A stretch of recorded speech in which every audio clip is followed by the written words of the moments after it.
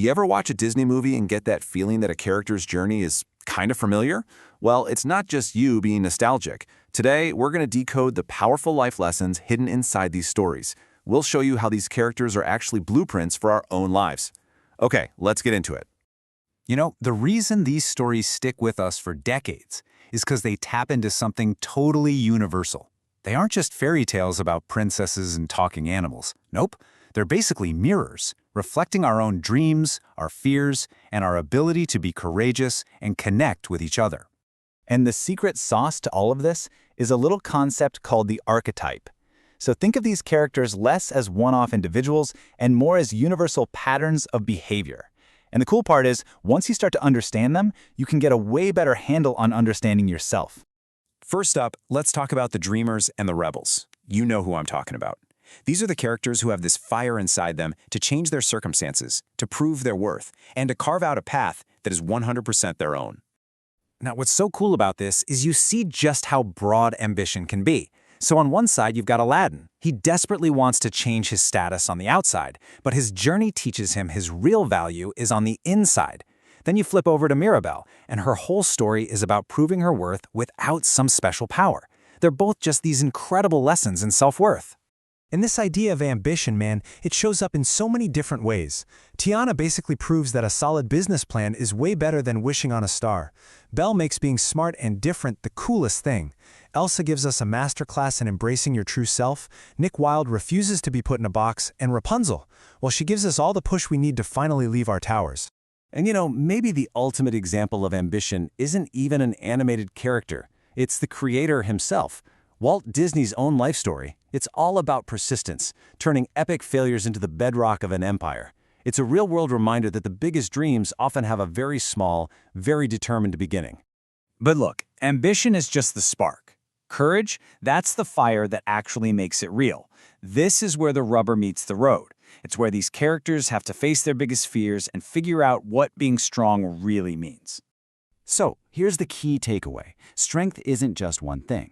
For Hercules, it was never actually about his muscles, was it? His entire quest was to prove the strength of his character, his heart. And for Mulan, true honor wasn't about following the rules. It was about bravely breaking them for all the right reasons.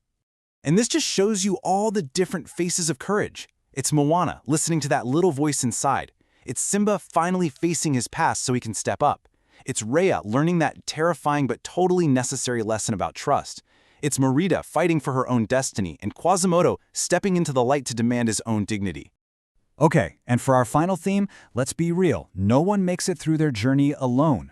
This part is all about how we grow through our connections with other people, through empathy, seeing things differently, and the wisdom that only comes from community. Sometimes the wisest advice is also the simplest. Dory's little mantra? It's not just a funny line. It might just be one of the most powerful and useful tips for resilience ever. When the world feels completely overwhelming, the only goal is to just take the next step. Just keep swimming. And connection is built on stuff like this. It's the unbelievable compassion of Baymax, the fierce loyalty of Stitch, the validation from Sadness, who teaches us that it's actually okay not to be okay. It's Ku, reminding us that sometimes doing nothing is the most productive thing you can do. And hey, even Kronk shows us that your job title has nothing to do with your ability to be kind. This might be one of the most important lessons in the entire Disney universe. Rafiki isn't just talking to Simba. He's telling all of us that our past doesn't have to be a prison. It can be a classroom. And that choice, to run or to learn, is one every single one of us has to make. And Mary Poppins makes this wisdom super practical. I mean, what is a spoonful of sugar, really? It's just a strategic shift in how you look at something. It's about finding one tiny element of joy or a different angle that can turn an awful chore into a challenge or even a game.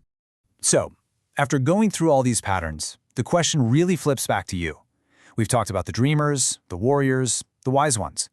Which of these journeys feels like the one you're on right now in your own life? Are you in a Tiana or Elsa phase, really pushing your boundaries and figuring out who you are? Or maybe you're more like Simba or Raya, staring down a huge challenge that takes a ton of courage. Maybe your focus is on building community, like Baymax, or you're just trying to find that new perspective, like Mary Poppins. Because that's the real magic in all this, isn't it? These aren't just characters in a story. They're choices. They're different strategies for how to live. So the only real question left is, when you look at the day ahead of you, who will you choose to be?